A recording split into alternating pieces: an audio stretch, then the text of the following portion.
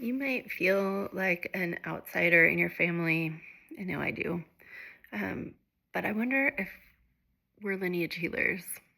I wonder if often when we feel like outsiders or black sheep or like we don't fit, part of it is because we can see the things that other people in the family, the dynamics that other people don't want to admit to, that they don't want to see, that they don't want to have to deal with, that they don't want to address.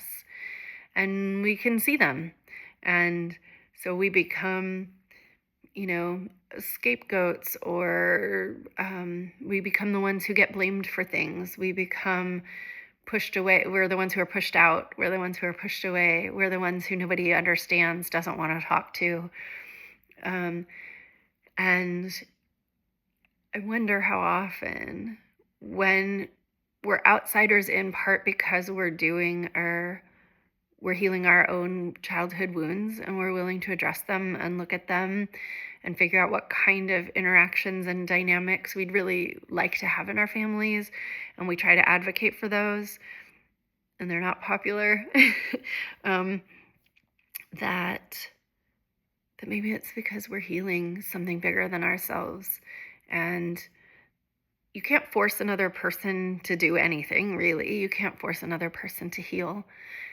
But if we take a stand for changing the dynamics within our families, even if what we're doing is doing it with our children instead of our parents, like, because if our parents or whoever else, siblings, won't engage, then we can't do it with people who don't want to do this work, right?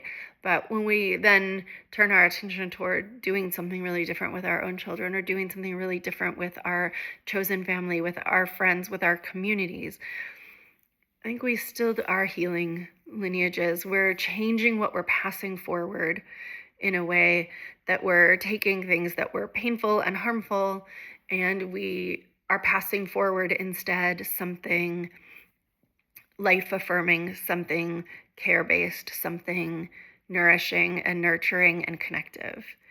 And that's a huge job to hold. It's to cultivate something that you weren't given, and to create it anew and pass it forward. It can be a grief-filled space because of not getting it in the first place, of not receiving the care and nourishment that we feel that the children in our families and our friends' children should have.